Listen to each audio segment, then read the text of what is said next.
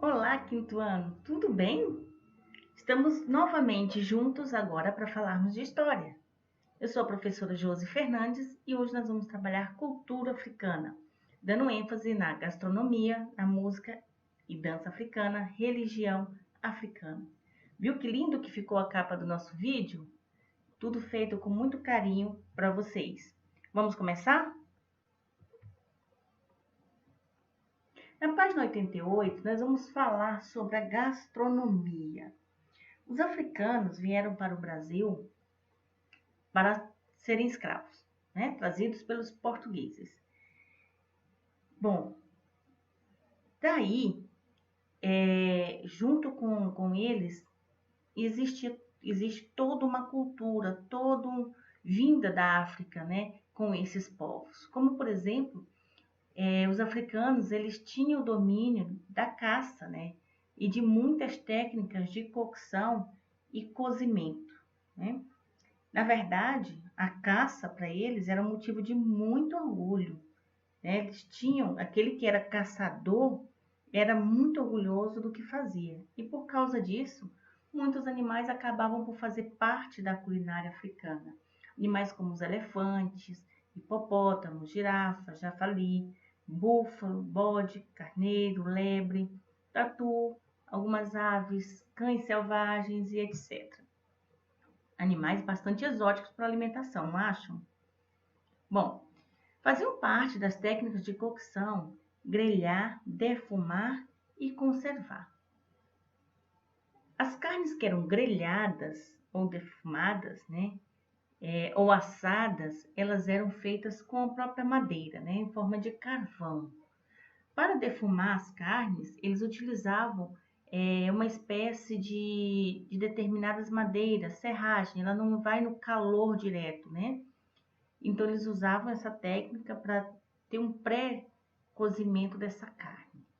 Conservavam, né? Conservar fazia parte dessa técnica de cocção e eles conservavam a carne com sal e ervas aromáticas e pimenta, né? Era assim que eles conseguiam conservar a carne. A carne era desidratada e ali já tinha um tempero sobre esta carne, né? Bom, vale a pena ressaltar que as frituras não eram conhecidas dos africanos. Eles não tinham o hábito de fritar essas carnes, de fritar determinados alimentos. Existia a gordura, né, a manteiga, o azeite, o óleo, mas era utilizada a manteiga em especial para passar no corpo e o azeite como remédio ou cosméticos, né? E alguns ingredientes típicos da culinária africana fazia parte o arroz, o inhame, frutas, especialmente a banana e o coco, o café, o quiabo, gengibre, o jiló, o açafrão, pimenta malagueta e o azeite de dendê, né? Os africanos, eles não gostavam de galinha, né? E o ovo era tido apenas como remédio. Quando os africanos chegaram ao Brasil na condição de escravos, eles viviam nas senzalas. Outros pratos, né, foram nascendo quando os africanos conheceram o milho, a canjica, o munguzá, o angu, pamonha e o cuscuz. Então, olha só, em algumas senzalas haviam fogões onde eles preparavam os alimentos. Isso era coisa rara, tá? Não era em todas as senzalas que existiam. Esses alimentos que ou eles cultivavam ou recebiam dos seus senhores de engenho. E a alimentação na senzala era composta de feijão, farinha de mandioca, sobras de carnes ou de animais quando podiam caçar ou recebiam dos seus senhores, né? Também era comum fazerem pirões, papas de fécula e farinhas de sorgo. E aí foi quando originou-se o cuscuz. A comida que encanta os estrangeiros que vêm ao Brasil, ela é composta por muitas contribuições dos povos africanos, né? Assim, muitos pratos típicos foram recriados no Brasil e deram origem a tantos outros alimentos. A própria formação no Brasil, né? E os seus descendentes, ou seja, aqueles que vieram posteriormente a essa miscigenação, foram originando misturas, né, e descobrindo novos pratos. E sabe o que é interessante para os africanos? Comer, para eles, é um momento de muita alegria e diversão, que vinha constantemente acompanhado pela música e pela dança. Então, eles sabem apreciar, valorizar a comida, né? O tempero, o produto ali que eles têm. E fazem isso com muita diversão.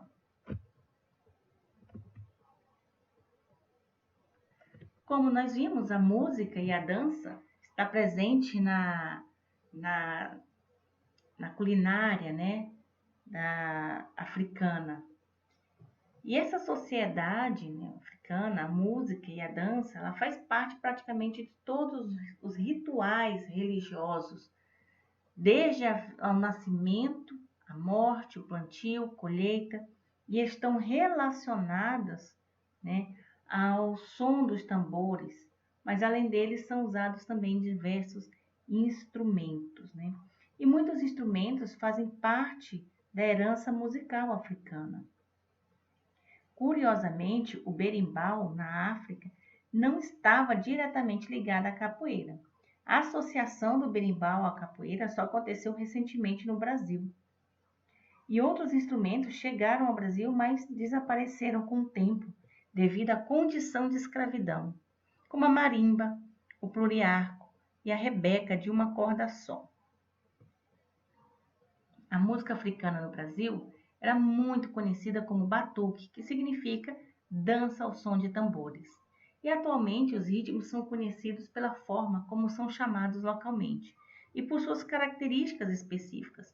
Então, em algumas regiões podem ser chamadas de candomblé baiano, em Pernambuco, Xangô e maracatu, tabor de Mina, no Maranhão, samba carioca no Rio de Janeiro, congado mineiro em Minas Gerais, capoeira e etc. E todos esses gêneros musicais africanos estão sempre acompanhados por uma dança correspondente. Bom, dessa musicalidade herdada, né, africana herdada, fazem parte zoadas, crenças, lamentos, enfim, há uma relação muito próxima com a literatura e a expressão do sentimento, né? Sem dúvida, há um sentimento que é sentido, né, de socialização no ato de dançar. Há desejo manifesto de dar a cada gesto que é feito, a cada movimento que é feito, um significado, né, traduzindo as vocações de pessoas, expressões e personagens. Dançar perante o altar, por exemplo, ou mesmo um ritual fúnebre, significa expressar identidades, revelar sistemas e relações, né? Dançar é o pleno encontro de corpo e espírito para os africanos. A dança de salão das gafieiras, das lembranças urbanas e de comportamentos trazem os ritmos afrodescendentes como o machixe, o samba, o rap, o funk, entre outros. Então, nós temos dentro dessa musicalidade africana essa herança forte, né, fortalecida e que vai influenciar vários outros ritmos também, né, vários outros tipos de dança. Falando da religião africana, algumas religiões tipicamente brasileiras, nós podemos citar o candomblé e a umbanda, né, são marcadas profundamente pelas religiões dos escravos que foram trazidos da África. Então, tem uma relação direta, né, uma herança cultural direta com esses escravos trazidos da África. E é exatamente a religião vivida pelos africanos aqui no Brasil que envolve todos os demais aspectos da cultura, ou seja, dentro da gastronomia, né, as festividades, as músicas, a dança e a literatura. Dentro da gastronomia, por exemplo, é devido à preparação de alimentos específicos para cada celebração, para cada culto, para cada festividade. Dentro da música, a presença em todos os momentos religiosos, foi o que nós acabamos de ver, né? Que a música e a dança está presente em todos os quesitos, né? Então, a própria dança, devido à ideia de que os gestos fazem e representam a reverência aos entes sagrados. E a literatura, devido à manutenção da tradição oral na forma de conduzir as rezas e as orações. Então, um grande número de africanos e seus descendentes buscaram recriar suas religiões de origem, formando grupos para a prática religiosa dos rituais e para a transmissão das tradições, né?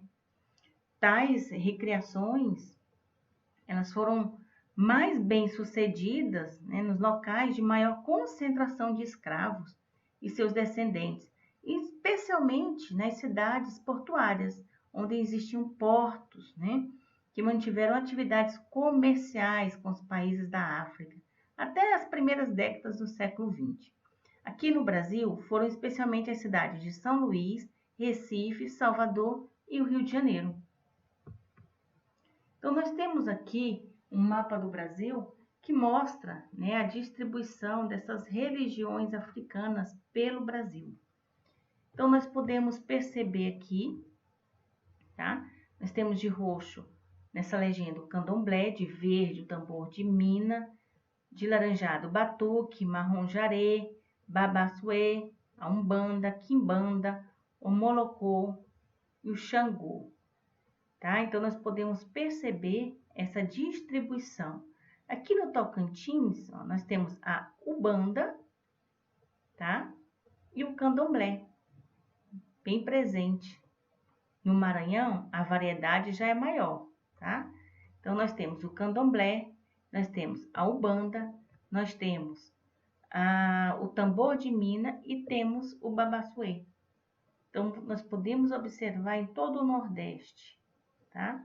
A variação. É mais comum, percebe-se de cara que é mais comum a Ubanda e o Candomblé, tá? Praticamente em todos os estados tem a Ubanda e o Candomblé, certo?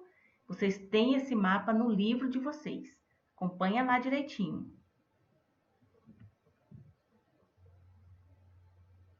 Uau, estamos indo muito bem. Concluímos mais um estudo, tá certo? Pessoal, tá faltando pouquinho para a gente terminar sobre a cultura africana, tá certo? Assista esse vídeo com carinho, façam as atividades que estão no cronograma e nós temos mais um encontro aqui no YouTube, tá certo?